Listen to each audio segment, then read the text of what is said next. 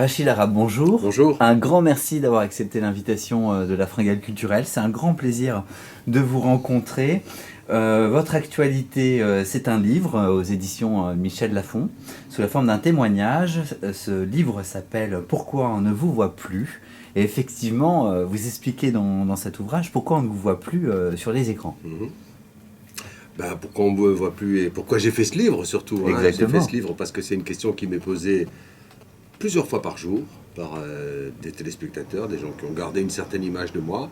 Et donc on me demande régulièrement, mais pourquoi on ne vous voit plus? Donc j'ai expliqué que, pendant une année, j'ai expliqué que je ne pouvais pas, au nom du délai de carence qui est dû au CSA, que je ne pouvais pas pendant un an. J'avais plus de mal à leur expliquer qu'en fait c'est 3 ans. Donc j'ai été un petit peu embrouillé dans cette affaire-là, mais bon, c'est le passé.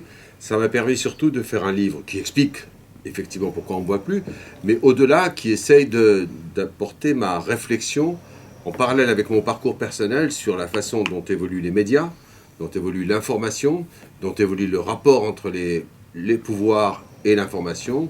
Donc ça a été plus l'occasion, au-delà du titre, pourquoi on ne vous voit plus, c'est presque pourquoi on ne vous verra plus, parce que quand je regarde l'audiovisuel aujourd'hui, je ne suis pas sûr d'avoir envie de participer à l'audiovisuel classique, celui que j'ai connu. Alors vous confirmez vraiment moi ce que j'ai lu, parce qu'au fur et à mesure qu'on avance dans les pages de votre livre, on sent... Alors est-ce que c'est une nostalgie aussi par rapport aux années que vous avez vous vécues à la télévision? Je voulais dire, est-ce que je suis un vieux con? Non. Non, je oh crois non, que... j'ai tellement de respect pour vous, ça commence bien. Il y a à l'évidence, quand on regarde le système d'information, le système que je décris, mais que je ne décris pas au sens décrié.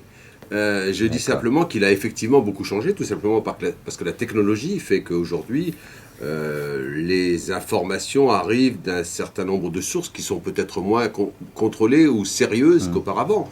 C'est un état de fait, il faut l'accepter, ce sont les réseaux sociaux, c'est le réseau Internet, il faut l'accepter. Simplement, moi, ma prétention, et c'est en ça que je défends le métier qui a été le mien très longtemps, c'est de dire tout le monde a le droit de jouer au Tintin reporter, mais il y a des gens dont c'est le métier, qui sont payés pour ça, qui sont formés pour ça.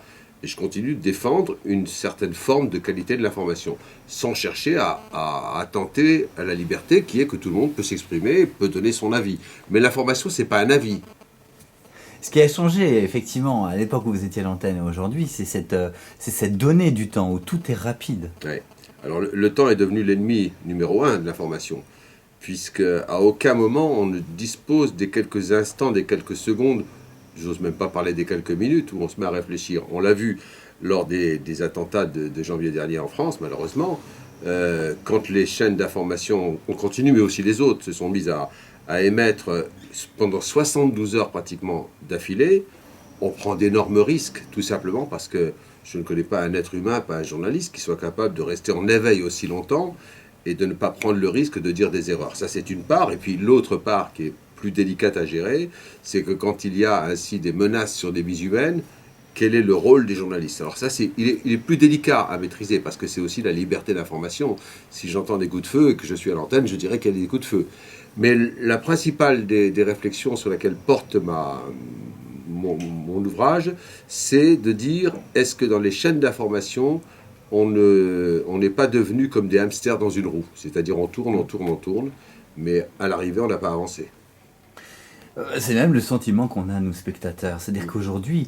Mais on est peut-être au bout d'un truc, parce que même nous, spectateurs, on a ras-le-bol de ça. On s'autocritique aussi en se disant, mais on est appelé à allumer la télévision, à vouloir suivre, puis finalement, on n'a rien au bout. Ouais. Donc peut-être qu'à un moment donné, il y aura une sanction aussi par l'audimat ou par la... C'est un élément très important que vous avanciez, parce que j'ai fait ce livre aussi pour le public.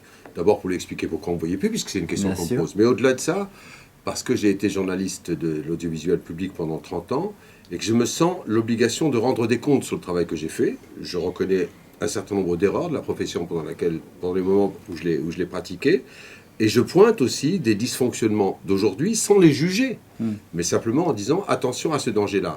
Notamment, ma crainte, c'est qu'avec le système d'information mondialisé et globalisé, on pourra assister un jour à un bug mondial avec une fausse information qui pourrait créer un krach financier, qui pourrait faire la faillite d'un pays ou faire le malheur d'une population.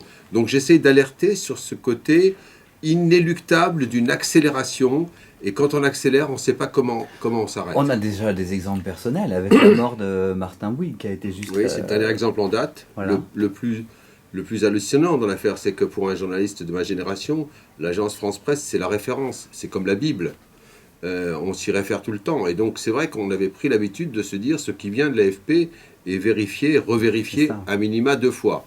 On se rend compte que l'AFP, ce n'est pas elle qui est en cause, c'est le fait qu'elle-même se retrouve dans un système de concurrence, notamment avec les réseaux sociaux, qui fait que l'AFP elle-même se sent obligée d'aller plus vite qu'elle ne le faisait jusqu'à aujourd'hui.